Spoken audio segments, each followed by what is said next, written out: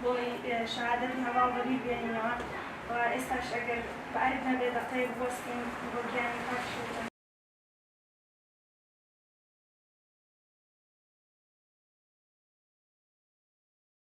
ئێمە وەک ڕێکخراوی ژنانی ئازادی کوردستان کە لە 28مینی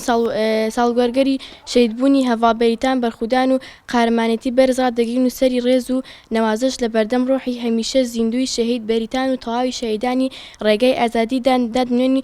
ژنی کورد بە درێژایی مێژوو لە ناو تەواوی تۆکۆشانەکاندا جێگای گرتووە و هەڵویشی داوە ڕۆڵی پێشەنگایەتی بخاتە سەر شانی، بەڵام بەردەوام ڕوبەڕووی زنیەتی، سەختی و ناموسپەرستی و ڕەگەزگاری دژوار و بۆتەوە. هەر بۆیە زۆر جار لە تێکۆشانەکاندا پارێزکراوە زۆر بە سیستەمەتیک کار لەسەر بچووکردنەوەی ڕەنجی ژنان لەکراوە لە باشووری کوردستان و عێراقدا. ژنی کورد هەموو نەتەوەکانی تریش بە پێداگیری خۆیان هەوڵیانداوە لە ناو ڕێزی تێکۆشان بن و بەڵام بە هۆکاری نەبوونی ئایدۆلۆژیەکی بەهێز و نەبوونی ڕێخستنێکی تۆمەکەی ژنان نەتوانراوە ئەو تێکۆشانەیە بێتە هەموو کۆمەڵگە بەم شێوەش نەک کێشەی کۆمەلگا چارەسەر نەک بەمەرجێک ژنی کورد بە هەموو جیهانی سەلمان کە توانکاریەکانی ژنان لە پێناو زیاتر و ژنان دەتوانن لە هەموو یەکەکانی تێکۆشاندا وەک پێشەنگ ڕۆڵ بگرێن و قورسترین ئەرک شەڕکردن بۆ ژنی کورد سەلماندی ژن لە پێناو باشترین و سەرکەوتوانە شەڕی دەکەن و بێگومان لە باشووری کوردستانیش خاوەنی زۆرترین قارەمانەکان لە شۆڕشی گەورەی کوردستان بەشدار بوون. ژمارەیەکان ئێستا لە بەرەکانی شەڕدا لە سەنگەردا تێدەکۆشن و ژمارەیەکیشان بە سەربەزی و قارەمانە شەهید بوون وەک شەهید دەستینا قەندیل و ئەڤین ڕەزگی و بەریتان دهۆک و هیران هیرانی و ئیڤینا کارۆخ و داستان کەرکووکی و خەڵات سلێمانی و بەدەیان قارەمانی تر. ئێمە جارێکی تر لەم یادە تێکۆشەرەدا پەیامی خۆمان بۆ شەهیدان دووپات دەکەینەوە وەک ئەرکی ڕێکخراویمان کار دەکەینە بێ وچان و لە خزمەتی ئازادی ژنان و هەموو کۆمەڵگا و بەو باوەڕەی کە ژن چەند توانەکانی خۆی ڕێک بخات و هۆشیار ببێتەوە بێتە پێشەنگی تێکۆشانی ئەوەندە دەتوانین تەواوی کێشەکانی باشووری کوردستان چارەسەر بکەین بژی تێکۆشانی ژنی ئازادیخواز ژن ژیان ئازادی.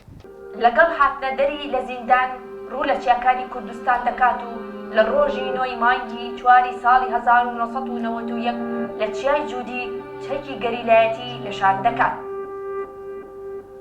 بێریتان لە ماوەیەکی کووردا لە ناو ڕیزەکانی گەریلاکاندا پێشکەوتنی گەورەی بەدەست دەخات و دواتر وەک فەرمانداری تیمێکی گەریلا دەچێتە هەرێمی شەمزینان.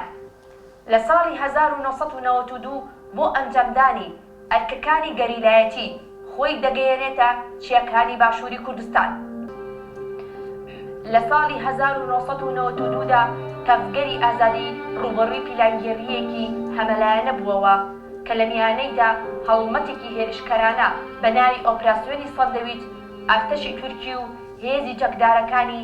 یەکێتی نیشتیمانی کوردستان و پارتی دیموکراتی کوردستان و بە هاوکاری و پشتیوانی تەکنۆلۆژیای ناتۆ، ئەمریکا و ئیسرائیل لە 6 مانگی دەی 1992دا هێرشێکی مەزن دژ بە هەرێمەکانی گەریلاکانی پەکەکە ئەنجامدرا.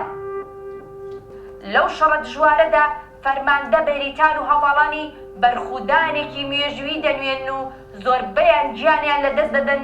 یان بریندار دەبن. بێریتانیش لەو شەڕەدا بریندار دەبێت، بەڵام تا ئەو کاتێک تەقەمەنی پێدەمێنێ بەرخودان دەکات.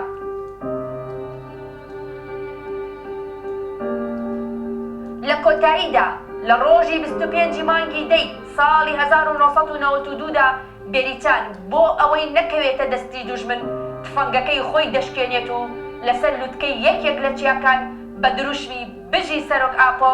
خۆی دەهاوێژێتە خوارەوە و ژیانی بەخت دەکات.